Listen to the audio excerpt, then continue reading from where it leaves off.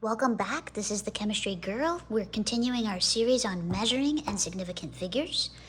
The first couple videos went through and I explained how when we have different tools, meaning they measure the same length, but one has lines on it and one has less lines on it, how one of these tools can be more precise than the other.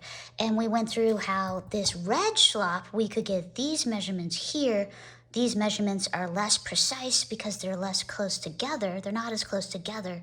Whereas this schlop, we got these measurements over here, and they're more precise because these measurements are closer together. If you want to get more into the details on that, I would say watch my previous videos in this series. And so now what we're going to do is we want to know how these measurements that we've made here, when we're measuring the length of the pencil, how that relates to significant figures. So I'm going to move this off to the side. I think I'll put that schlop there because it goes with these measurements here, and this schlop here because it goes with these measurements over here. And so the new thing that we're going to learn in this video today is what a significant figure is. And here's my definition. A significant figure, or significant figures, are the numbers that make up a measurement that include all the certain digits and the one estimated digit. Okay? So I underlined the word measurement here because this is where a lot of students go wrong.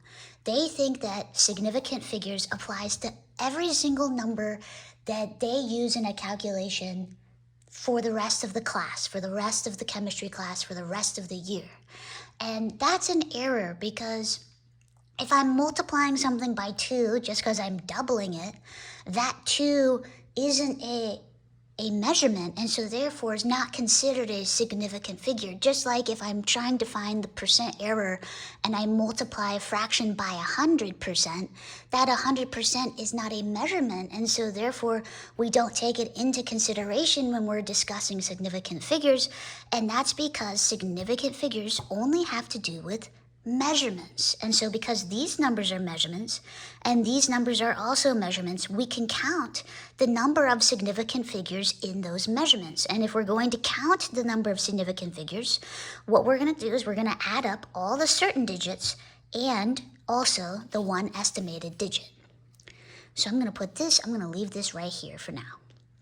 Okay, so to find the number of significant figures, I'm going to abbreviate significant figure as SF. We're going to add up all the certain numbers, and we're going to add them to the estimated digit.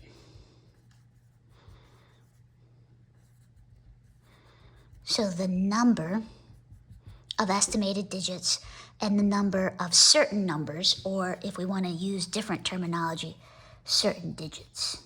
Okay, so we're just going to add up the number of certain digits plus the number of estimated digits, and that's going to be the number of significant figures. So if I'm going to do that in this case, and if you don't understand why I put certain numbers and estimated numbers over here, why I labeled them that way, go watch the other videos. But in this case, when I use this schlop to measure the pencil, I get these numbers. I have one certain number, that's the ones place, and I have one estimated number, that's the 0.5, the 0.4, the 0.3.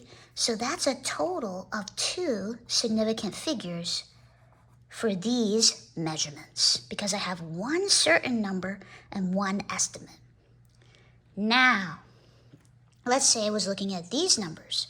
Here I have 2 certain numbers plus one estimated number. So that's a total of 3 significant figures. Each of these measurements would have 3 significant figures. So we tend to have more significant figures if we have more certain digits. We also tend to have more certain digits if we use a tool with more lines because we have more certainty.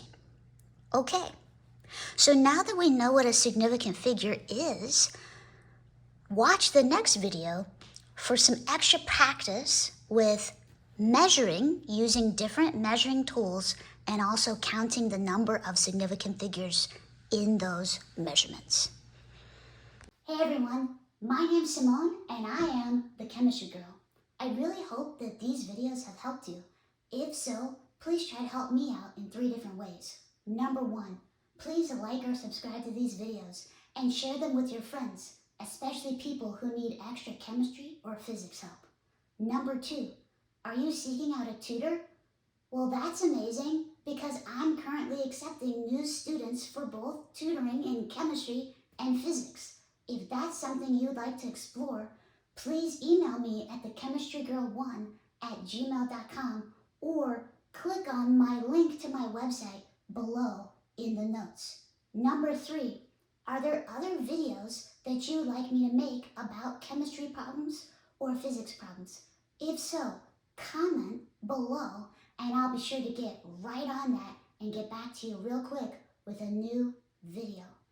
Keep watching, have a great day, and keep living, laughing, and loving.